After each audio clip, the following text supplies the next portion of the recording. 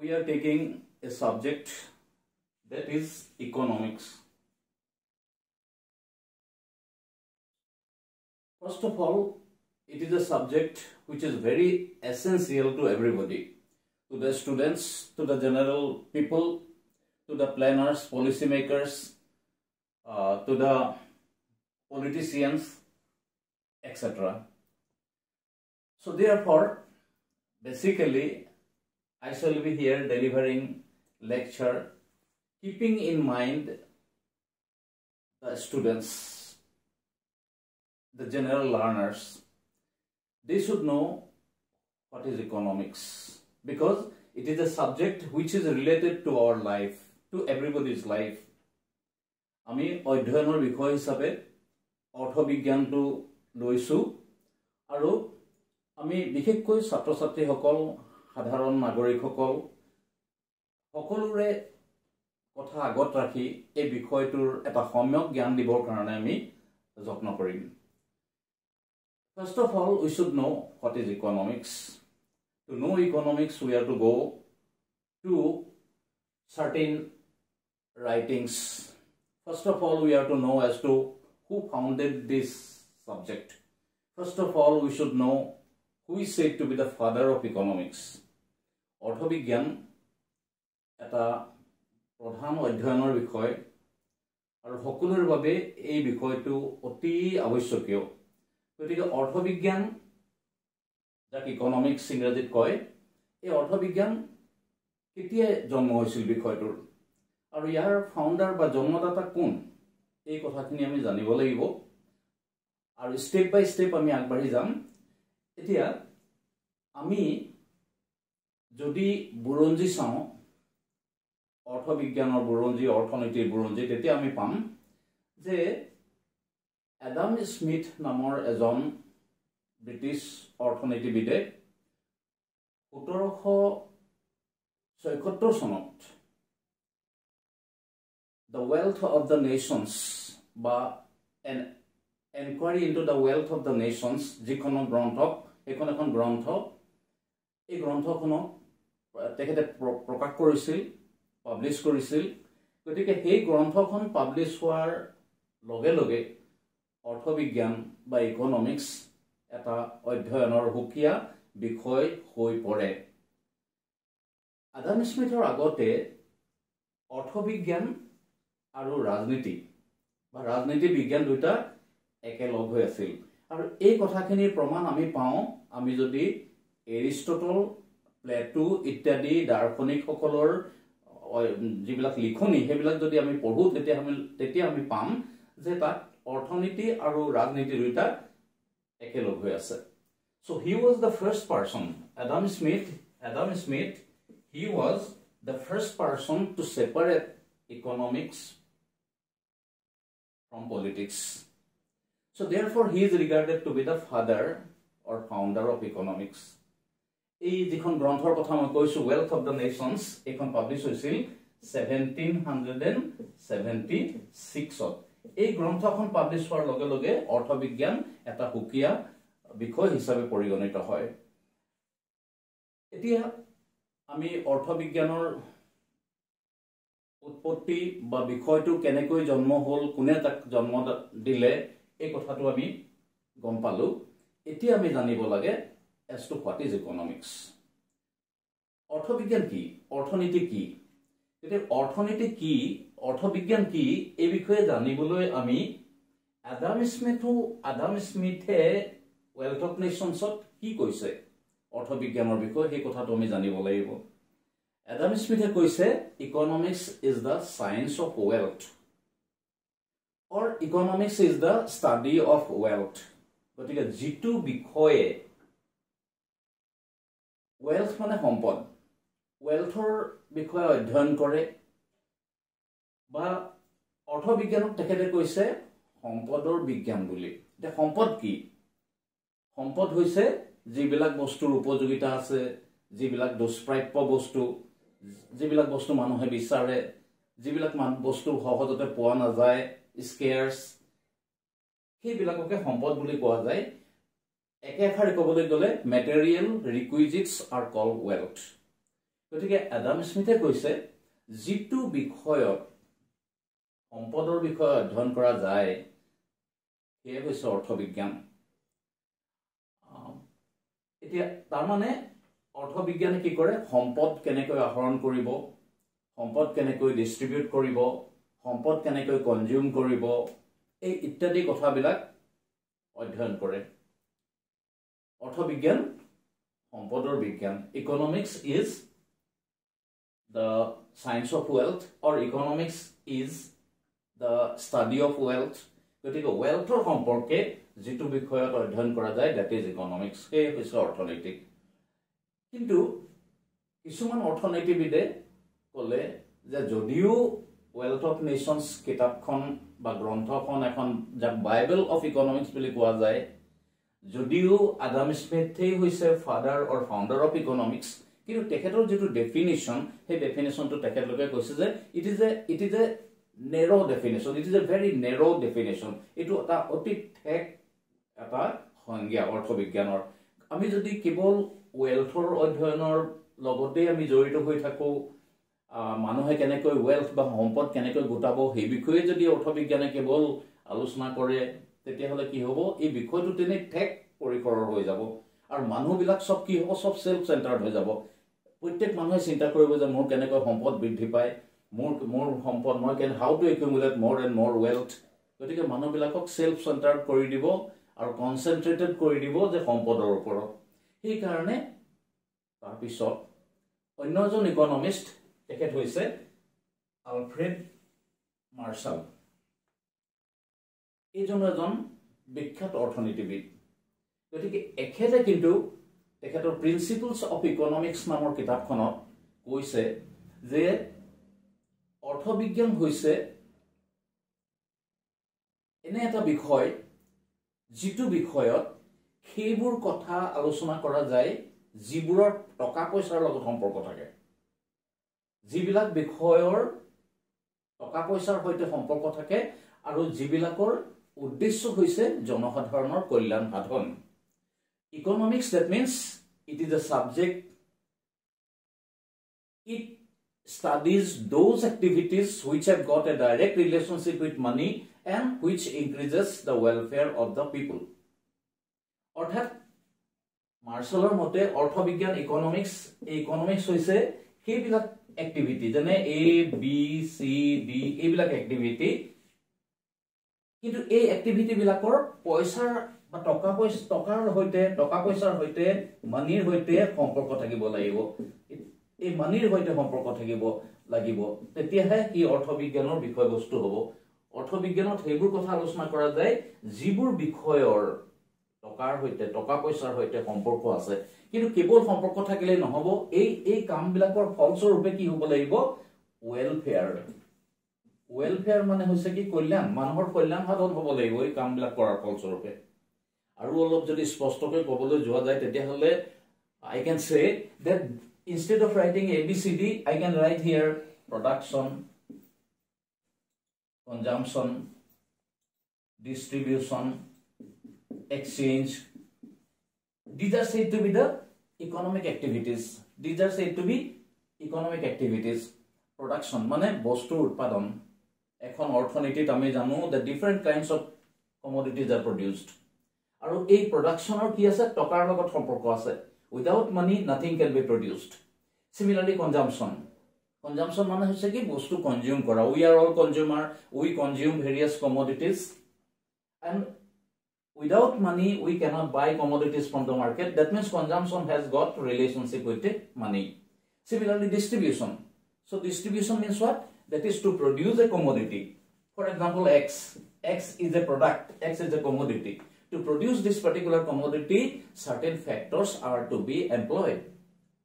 What are those factors? The factors are said to be broadly land, labor, capital and organization.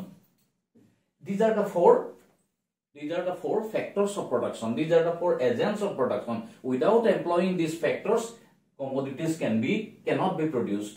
No commodity can be produced without employing these factors. On the other hand, since they are engaged in producing a commodity, so they are to be paid their remuneration. আমি যেহেতু বস্তু মই প্ৰডাকশনৰ কথা কৈ আছো যে প্ৰডাকশনৰ কেনেকৈ মানিৰ লগত সম্পৰ্ক আছে প্ৰডাকশন এটা বস্তু প্ৰডাকশন কৰিবলৈ যাওতে এই চাৰিটা ফ্যাক্টৰ নিয়োগ কৰিব লাগিব ল্যান্ড লেবাৰ ক্যাপিটাল অৰ্গানাইজেশন আকৌ ফ্ৰীলি তেওঁলোকক তো ফ্ৰী তেওঁলোকৰ সাৰ্ভিসটো ললে হেতু ইকোনমিক্সত ষ্টাডি নহয় গতিকে আমি কি কৰিব লাগিব তেওঁলোকৰ ৰেমুনাৰেশন দিব লাগিব তেওঁলোকৰ পাৰিশ্ৰমিক দিব লাগিব তেওঁলোকে যে কাম কৰিছে তাৰ কাৰণে ল্যান্ডৰ বাবে ৰেন্ট দিয়া যায় লেবাৰক ওয়েজ দিয়া যায় interest दिया जाए for capital আৰু organizer কি পায় profit পায় এইকেইটা হৈছে কি income of the factors land labor capital and organization এই ফ্যাক্টৰ কেইটাই যিকেইটা মানি পায় হেখিনি কি বুলি কয় rent wage interest and profit so আমি কি বুজিলো কি দেখিলো যে এই প্ৰডাকশনৰ হৈতে পইচাৰ সম্পৰ্ক আছে টকাৰ সম্পৰ্ক আছে ঠিক তেনেকে all economic activities Marshall কৈছে if these activities have got a relationship with money and it increases welfare then it will be discussed in economics অৰ্থবিজ্ঞান এই বিষয়টো কি ষ্টাডি কৰে অৰ্থবিজ্ঞানে ফিলসফিক্যাল কথা বা অন্য হিস্ট্ৰিক্যাল অন্য কথা এইবিলাক ডিসকাস নকৰে এনসিয়েন্ট অন্যান্য কথা ইয়াতে ডিসকাস কৰা নহয় ষ্টাডি কৰে কেনেকুৱা বিলাক কথা যিবিলাকৰ টকা পইচাৰ সম্পৰ্ক আছে হৈতে আৰু যিবিলাকৰ ফলস্বৰূপে সমাজখনৰ মংগল সাধন হয় কল্যাণ সাধন হয় দ্যাট ইজ ইকোনমিক্স এতিয়া মাৰ্শালৰ যেটো ডেফিনেশন এই ডেফিনেশনটো কিন্তু আমি এই ইয়াৰ পৰা কি হল কিছুমান ইকোনমিস্টে কিন্তু ইয়াটো কি কৰিছে ক্ৰিটিসাইজ কৰিছে তেওঁলোকে কৈছে যে নহয় এই ইয়াত এইখিনিলৈকে ঠিকে আছে যে অৰ্থবিজ্ঞান এনেকুৱা এটা বিজ্ঞান এনেকুৱা এটা বিষয় যেটো বিষয়ত কিছুমান কাম আলোচনা কৰা যায় এটা আমি যদি চাও আমাৰ ইকোনমিখনত আমি দেখিম যে বিভিন্ন ধৰণৰ বস্তু প্ৰডিউস হৈ আছে এই প্ৰডাকশনৰ গোটেই কথাবিলাক অন্য সাবজেক্টত ডিসকাস নহয় এইখিনি গোটেইখিনি ইকোনমিক্সত ষ্টাডি কৰা যায় consumption we are all consumer যিমান পপুলেশন আছে 140 কোটি ভাৰতৰ জনসংখ্যা এই গুটি বিলাকে হৈছে কি কনজিউমাৰ তেওঁলোকে বস্তু কনজিউম কৰে without consumption without consuming commodity people cannot live মানুহ জীয়াই থাকিব নোৱাৰে মানুহে জীয়াই থাকিবলৈ হলে বস্তু কনজিউম কৰিব লাগিব আৰু কনজাম্পশন কৰিবলৈ হলে কি কৰিব লাগিব আমাক পইচা লাগিব আমি পইচা দি play because commodities are found এটো commodity ধৰা this commodity is found in the market so without paying money we cannot get the commodity so therefore we have to purchase the commodity from the market and accordingly we can consume তাৰপিছত আহিলে ডিস্ট্ৰিবিউশন এটো কয় ডিস্ট্ৰিবিউশন বুলি যে আমি ফ্যাক্টৰস of production বিলাকক আমি তেওঁলোকে কাম কৰি দিয়াৰ কাৰণে তেওঁলোকক আমি ৰেন্ট ওয়েজ ইন্টাৰেষ্ট প্ৰফিট এইবিলাক দিব লাগিব এইবিলাকক কি বুলি কোৱা যায় ফ্যাক্টৰ ইনকাম বুলি কোৱা যায় দিস ইজ কল্ড ডিস্ট্ৰিবিউশন আৰু এক্সচেঞ্জ আছে ইয়াত কি হয় in terms of money we can exchange commodities অৰ্থাৎ আমি এক্সচেঞ্জ কৰো টকাৰ পইচাৰ হলনি বয় বস্তু এতিয়া এই বিষয়টো এইকিটা কয় ইকোনমিক এক্টিভিটি বুলি এই গুটিবোৰ বস্তু হৈছে কি ইকোনমিক্সৰ বিষয় বস্তু গতিকে ইকোনমিক্স এই সাবজেক্টটোৱে এনেকুৱা কিছুমান এক্টিভিটি ডিসকাস কৰে যিবিলাকৰ মানিৰ হৈতে সম্পৰ্ক আছে কিন্তু যিবিলাক এক্টিভিটি ফলস্বৰূপে সমাজৰ কল্যাণ নহয় ওয়েলফেয়াৰ নহয় হেবিলাক কিন্তু ডিসকাস নহয় আকৌ ইকোনমিক্সত যেনেকে স্মাগলিং কৰা চুৰ কৰা ডকাইতি কৰা হেবিলাকৰ লগতো টকা পইচাৰ সম্পৰ্ক আছে কিন্তু হেবিলাক অসামাজিক কাম হেবিলাকৰ ফলস্বৰূপে ওয়েলফেয়াৰ ইনক্ৰিজ নহয় গতিকে হেবিলাক কথা কিন্তু ইকোনমিক্সত ডিসকাস নহয়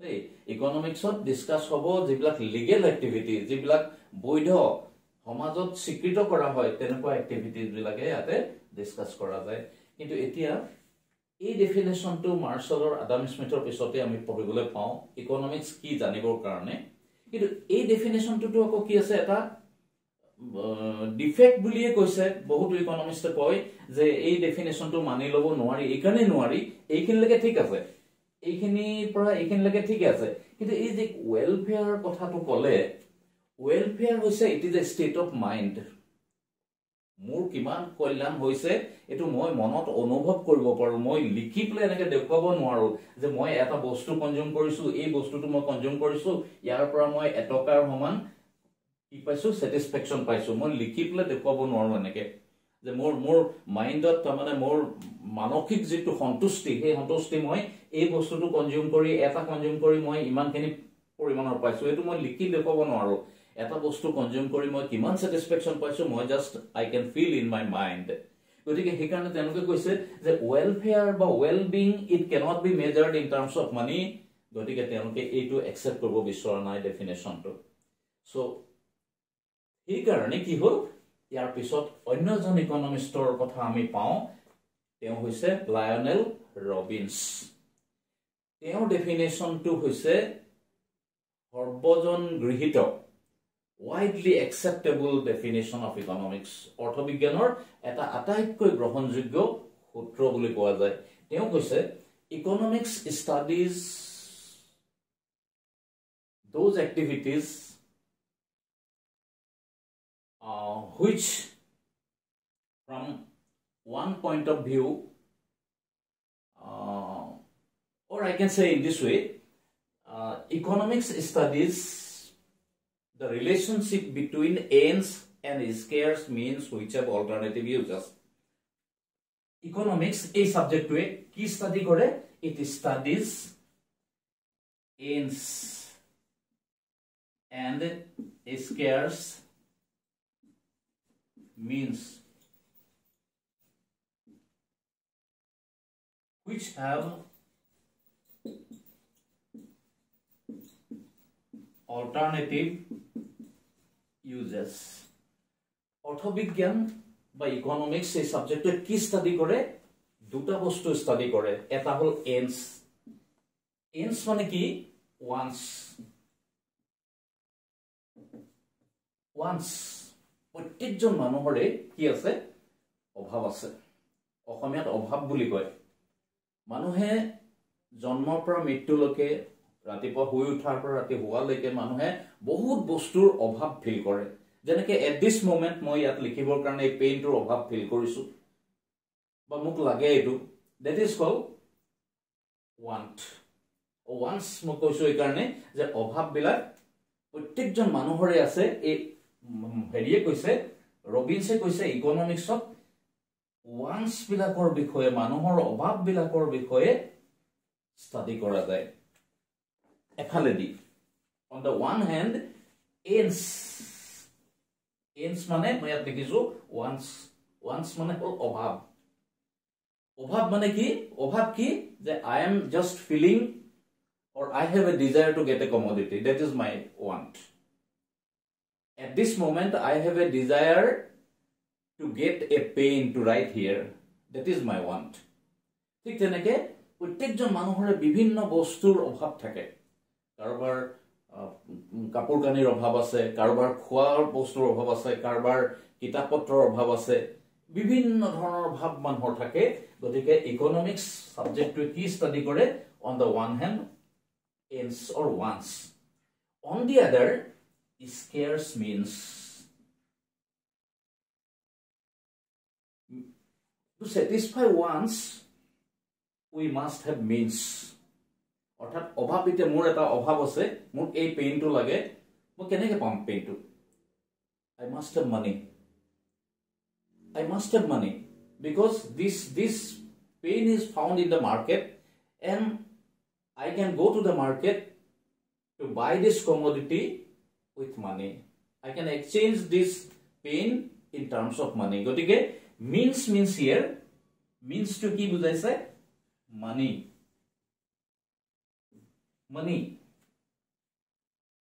once on the economics studies on the one hand once on the other hand means kenekwa means scarce means what যেগুলো দুষ্প্রাপ্য সহজতে পোৱা নাযায়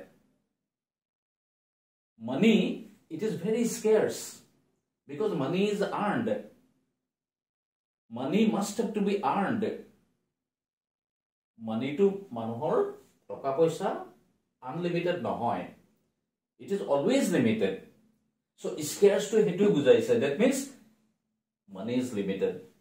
On the other hand, wants are unlimited. Is the wants kolu wants are unlimited. Wants are unlimited. Human wants are unlimited. Manohor obhab bilak okhim. Kuno kobo nware je mor obhab nai. Mor obhab kun eku bostur obhab nai. Mok eku nalage. Hetu nohoy. Prottekjon manohore মই অলপ আগতে উল্লেখ কৰিছো যে মানুহৰ অভাৱ আছে আৰু মানুহে বিভিন্ন সময়ত বিভিন্ন বস্তু বিচাৰে লৰাৰ পৰা বুঢ়া লৈকে প্ৰত্যেকজন মানুহৰ অভাৱ আছে সেই কাৰণে ইকনমিক্সত কোৱা হৈছে যে human wants are unlimited on the other hand to satisfy wants we need money but money is scarce money is very much scarce so therefore economics this particular subject it studies since on the one hand wants are unlimited on the other means are limited so therefore how to satisfy the unlimited wants with limited means how to satisfy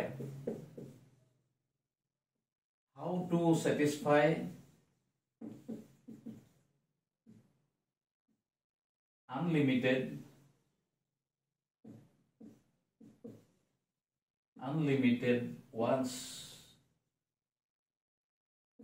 by limited means.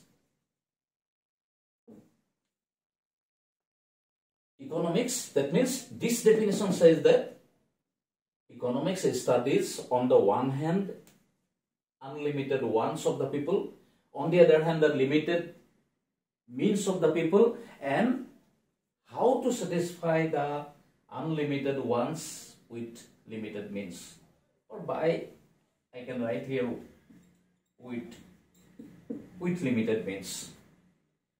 So I have analyzed here three definitions beginning from Adam Smith. Adam Smith said that economics is the study of wealth. Marshall said that economics studies those activities which have got relationship with money and which increases welfare. But both the definitions were criticized because there are certain defects in those two definitions. Therefore, an improved definition was propounded by Lionel Robbins. And this definition says it is a very wider definition and it is a generally accepted definition. This definition says that economics studies the relationship between ends and scarce means which have alternative uses. So if you analyze this definition, then you will find that this definition says that on the one hand, human wants are unlimited. Because without satisfying want, no people can live. We have to live, so therefore we have to satisfy different wants. Food, clothes, we need these things and we have to satisfy these wants, which are unlimited. On the other hand, how to satisfy the wants? To satisfy the wants, we need money. Means money. But money is limited. It is scarce. So therefore, economics, it studies how, that is, unlimited wants are satisfied with limited means.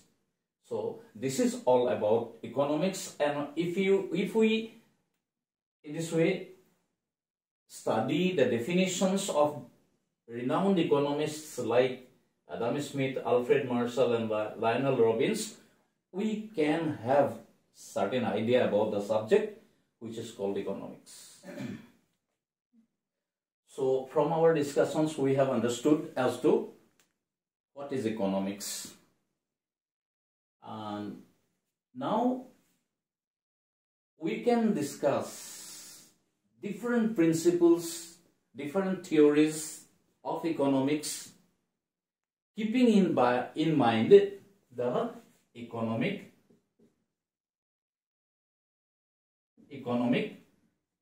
systems. Because in each and every country there is an economic system. each and every country is to adopt a particular economic system for development, because all country needs accelerated development. So there are three different economic systems. One is called capitalism, another is called socialism, another is called mixed economy. Mixed economy.